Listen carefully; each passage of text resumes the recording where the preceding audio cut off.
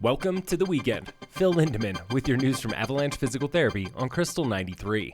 The locals were out lapping Pali Charity Basin this morning, including our very own TJ Sanders. Yeah, I'm sort of old school. I do the spine, Pali face, and sort of take a couple different angles to get down the Pali walk. Kim from Silverthorne was soaking up the sun on her all-time favorite chair. The snow's been great today. I'm just so excited to be out this morning to get a few laps in. The sun is out. Conditions are awesome. Finally getting a break from work was Matt, coming over from Breckenridge. Long holiday week, and I'm just looking at the powder right now on the mountain. It's untouched, and there is nobody in the parking lot. Another Breck local, Rosie, has been making the powder rounds. I was out at Breck, up here, over at Keystone, but I think I've had the best powder day up here so far. That lower lot at Basin wasn't full until about 10:30 thanks to road closures. And that is exactly what Max and Rory from Leadville love about the Basin. It's got everything you want, and it's not crowded.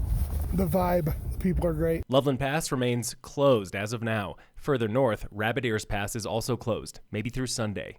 Avalanche danger is considerable today and moderate to considerable tomorrow. The CAIC is warning of wind slab on leeward slopes and persistent slab, especially near cliffs, rollovers, and shallow snow on ridgelines. There's also a roof avalanche warning today and through the weekend. Don't hang out below snow-loaded roofs.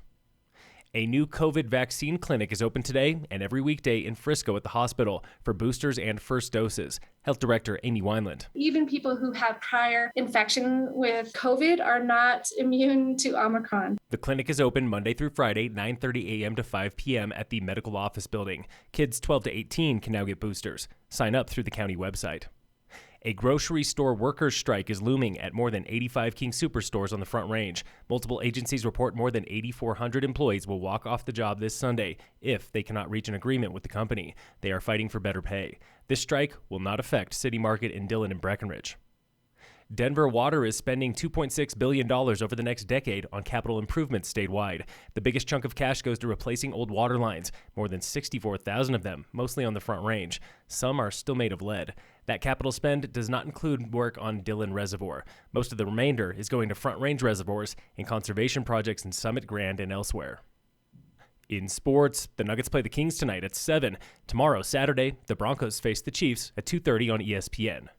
This is Scar Stories, talking about the time you got wrecked, but lived to tell the tale. Today we hear from Elizabeth Darst, senior on the state champion Summit girls rugby team. Last year, I sprained my ankle pretty bad in the middle of the season, and I was in a boot for a few weeks. It was actually a really great play. I was drawing the defense, and then this other player, Katie McKernan, was running a super great under, and I just popped her the ball, and she took this huge gap, and then I still got hit, and my foot kind of got stuck underneath the girl as I got hit to the ground. But I think that play resulted in a try, so it was kind of worth it, I guess. But she admits it still wasn't easy to sit out the next few games. It was hard to be on the sideline and watch your team without you, but at the same time, I was super proud of them to keep going. And I think it came back stronger. I was able to make it back for states that year. Tune in next Friday for more Scar Stories.